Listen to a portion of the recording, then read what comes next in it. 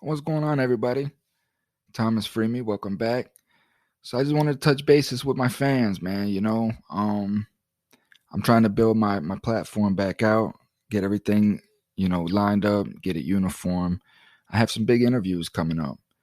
I have an interview with a man that's been incarcerated for 44 years in Michigan. 44 years.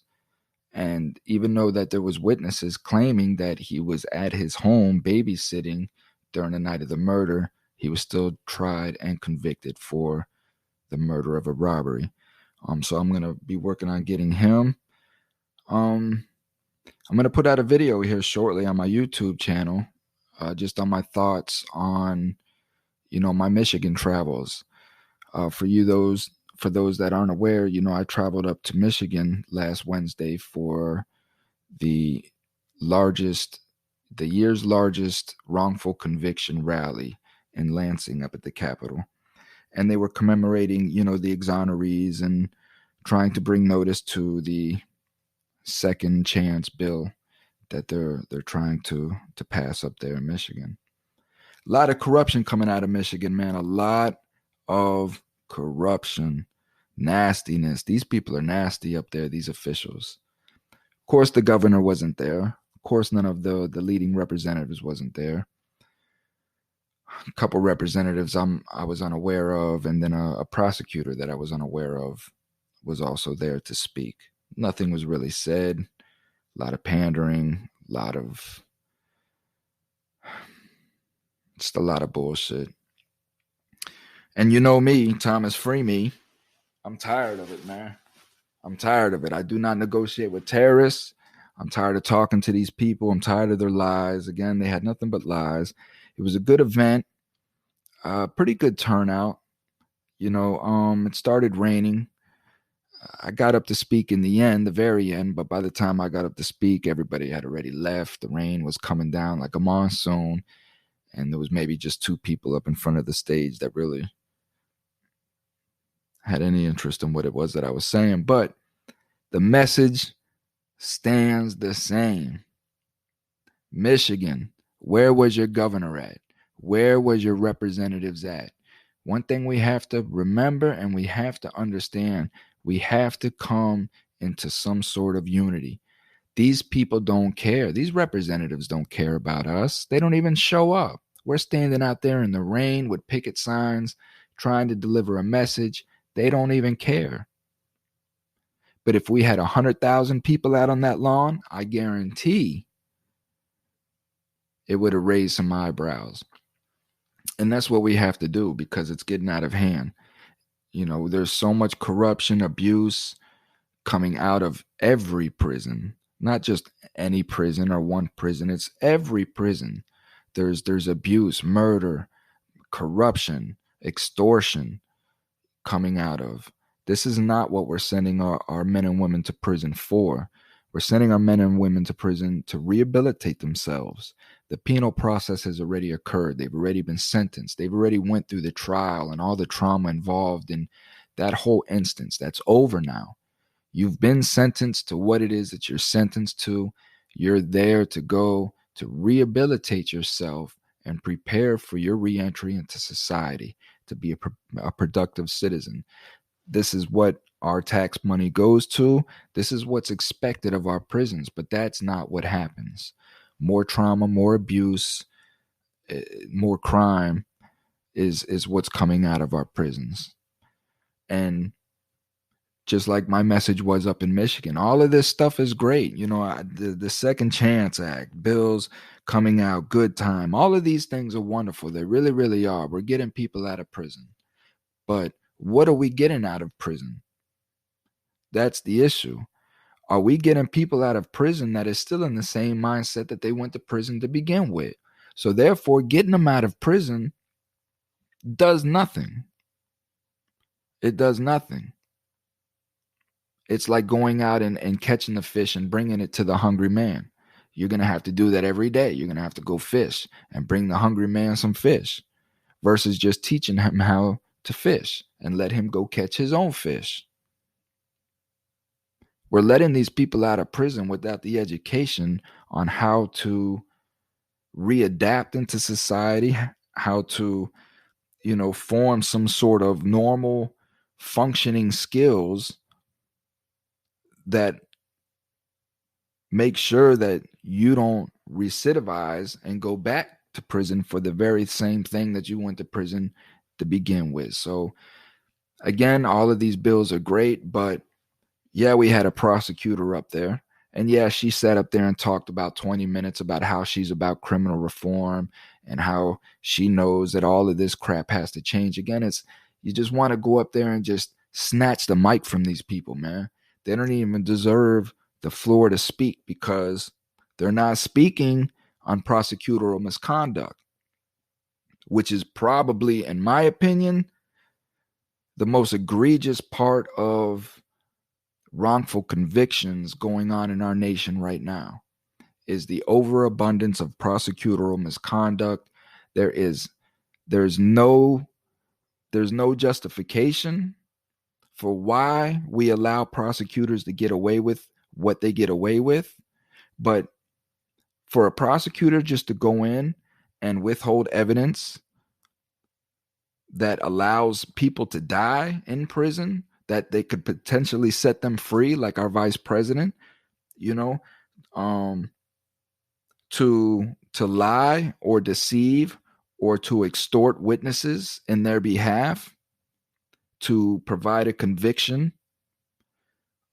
Just all of the prosecutorial misconduct that goes on in a court, none of that was broached upon. This prosecutor had nothing to say about that. So again, until the ownership falls in the laps of who is doing the damage, I don't want to talk to none of these people, and I really don't want anything to do with them. Like, why are we even inviting these people to our events? You know what I mean?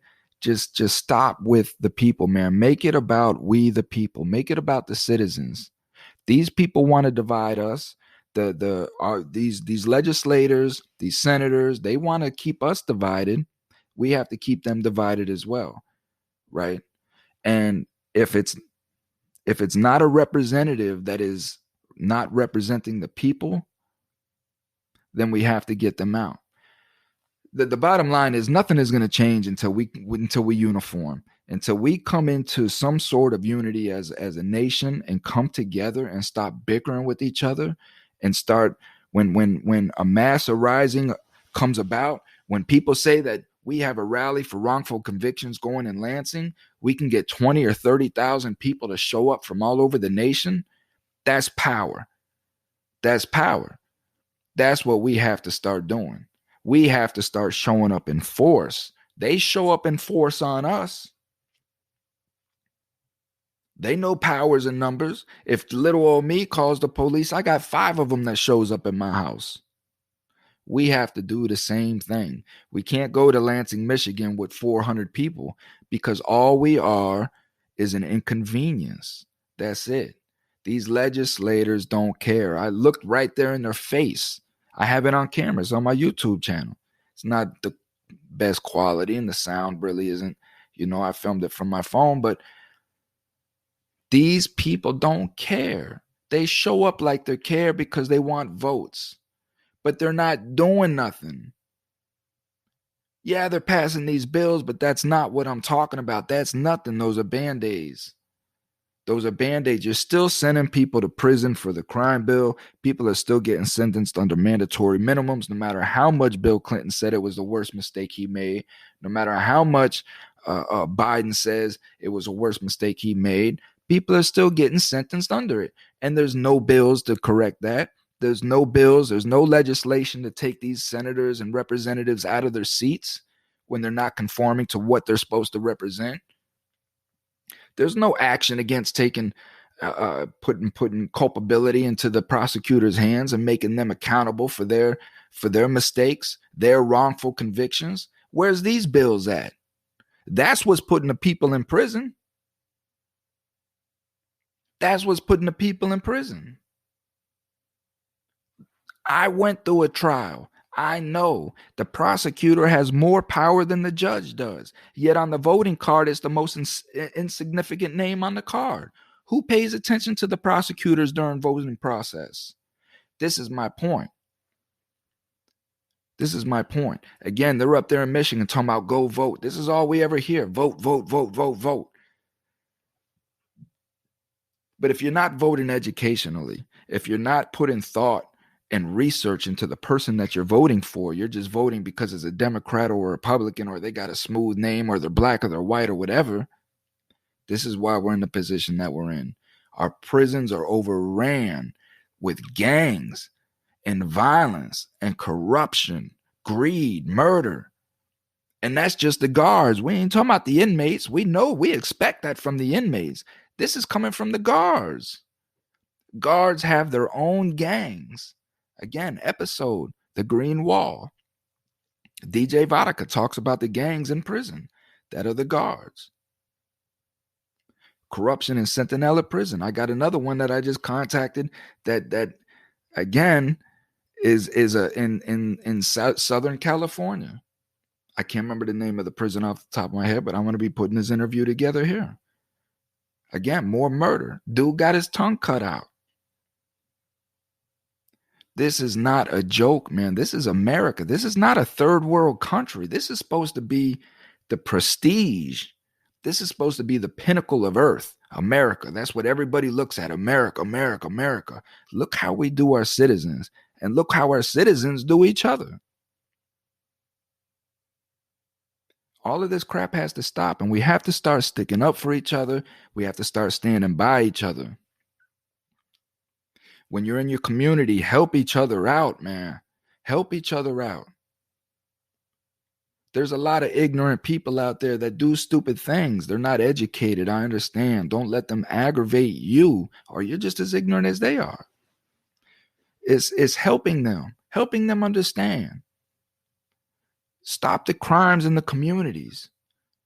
Get out. Speak to the gangs in the communities. Gangs were formed, under my understanding. I mean, somebody could correct me if I'm wrong, but I always understood gangs to be a formation of a collective amount of people to protect themselves from neighborhood bullies, from the police, from things of that nature. That's what these gangs were for. Gangs were to protect the neighborhoods, yet they're tearing them down and they're extorting them. You know, we have to come down on these leaders. We have to come down on these gangs, man. It's not that I have a problem with gangs. I understand. But when you're attacking the community, when you're attacking we the people, you're just attacking yourself. You're just hurting yourself. You're biting the hand that feeds you. So we have to step up. We have to uniform. We have to get into some sort of uniform code of basic understanding that we have to attack our legislators and our senators, and we have to get them to be accountable for the shit that they've put us through and that they continue to put us through. This corruption is just wild. It's almost like nobody even cares anymore. It's almost like it's just on the brink of, you know what, just let it all go. That's almost the feeling of what it's like, that people just don't even care anymore. You cut somebody at a red light, they don't even care. They just pull out a gun and shoot the person. People are on edge. People are on edge, man. And it just, when is it going to stop?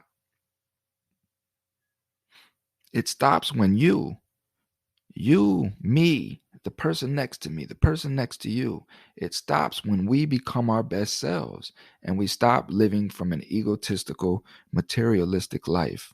Always the want and need of greed, manipulation, cutting people off and using people to get things from them and leave them just hurt and abandoned. You know, we have to stop doing these things. We just have to be better people. We have to be better human beings towards each other, towards ourselves.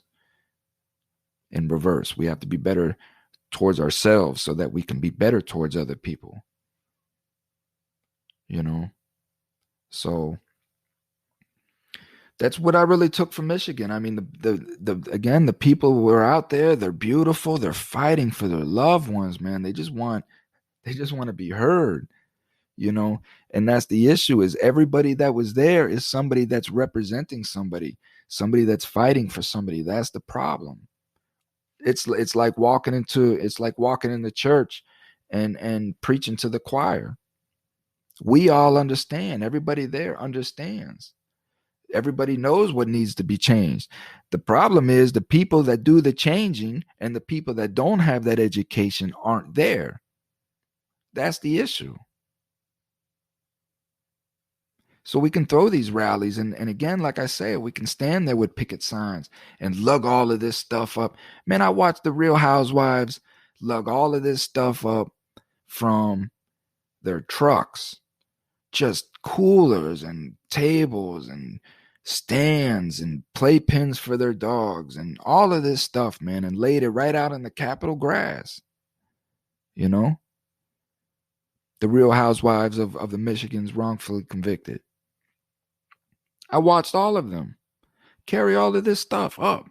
And then it rains, and they're trying to protect all of their stuff from the rain, and the tents blowing away, and their posters, their 40 posters with their names all over them, blowing on, getting smeared from the rain. You know what I mean? And people are just soaking wet. And your governor's sitting from a warm home somewhere, just watching this on the news, laughing. You know, I won't put my people through that. I respect anybody that does it because it takes strength and courage to stand up and fight even in the rain, but it's not doing any good. You doing that, if I could understand if it created progress, but it's not. People have been doing that since the 40s, since the 50s, since the 20s and 30s with prohibition. It don't change nothing. Nothing changes. So why do we keep doing it? We keep doing it in hopes that it is doing something, that the senator listened to me for 5 minutes. We made eye contact and I really feel like he heard me. It's crazy, man. We do it for hope, but it's not, because it's a business. It's an agenda. Prison is a business. You'll have better luck going to Jeff Bezos and telling him to cut down on all his manufacturing. He's doing too much. Jeff, you're doing too much, Jeff. Damn it, man. Everything comes from Amazon now. Jeff, you're doing too much, man. You need to cut it down a little bit and let some of the other people get some of that money, Jeff. What do you think Jeff Bezos is going to say to you? The same thing these senators say to you. The same thing these legislators say to you. I hear you. That's a good, valid point. That's a great point. You know what? When I go up north and I'm going to take that up to these people and I'm going to present that up there to them. That's a great point that you just made. This is what they're going to tell you.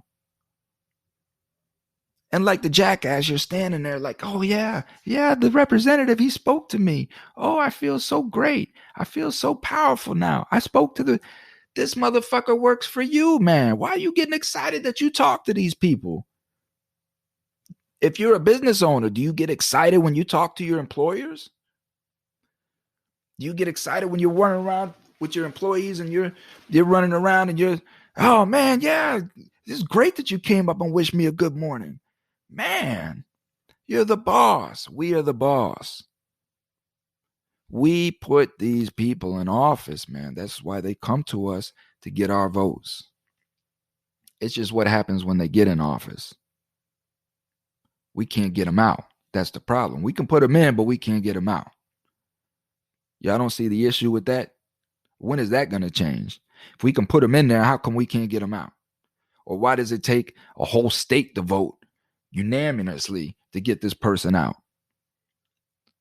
Because they know the odds of that happening is nil to none. It's not going to happen. Look what's going on with Newsom, man. The people want him out so bad. Did it happen? I don't think it happened.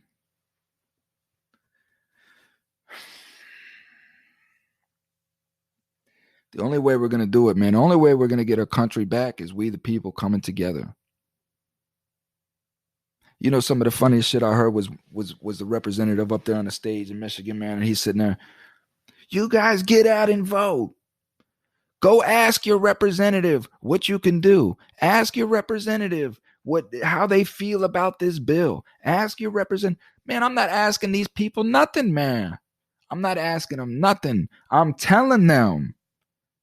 What the hell you mean? Ask. Who am I asking? What boss goes around and asks their employees how to run their business? This is our country, people. We the people. This is our country, and we vote the representatives in that best fit our ideology as a country, not as a person. Not as a person, as an ideology, as a country. What does the country stand for? What does the country believe in? What is the culture of America? And does this representative represent that? That's what we're supposed to be putting in office, not because we think that this dude is going to cut taxes and my pockets are going to get a little bit of fatter. That's how these Americans are. That's how we are. We're so friggin' egotistical and materialistic. We only care about ourselves. So we're only voting in people that only fit to my pocket.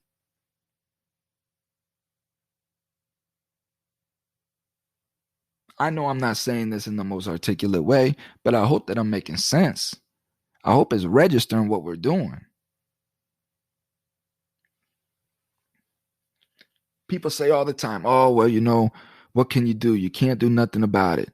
Man, you want to just slap the hell out. You want to slap the fire out of these people, because those are the people that run and put their head in the sand and hope for the best and just hopes that it all goes away, because they can't figure out how they themselves can make a difference. I'm telling you how you make a difference. You yourself, little Joe. Little Joe, it doesn't matter who you are, what your position in life is, how broke, how rich, how stupid, how smart. It does not matter. Everybody can make their own contributions to providing a good, positive, wholesome America again, and building this back up as one solid, uniform country of civilians, we the people. Anybody can do it. It's just being your best self. Knowing that when you're going into the store and you look behind you, you see somebody's behind you, you hold the door for the person. Checking yourself when you're driving down the road and you see some unattractive lady or man with multiple kids running around the car, but you can see that they need help. And you tell yourself, man, I'm not getting involved in that. And you just keep on going. But now if it was a beautiful woman with no kids and a mini skirt, you're going to yank off the road to go help this person. So it's just being your best self. Help the person because they need help, not because they got a mini skirt on. Help your citizens. Help your neighbors. Pick each other up. Doesn't matter if you know them or not. Help them. Be nice. Stop being so quick to get in your emotions and want to react out of your emotions. If you know you're in your emotions, check yourself, man. I'm in my emotions right now. Let me go cool down, because I don't want to make no decisions out of my emotions right now. Just check yourself, man. Stop feeding into these people's agenda.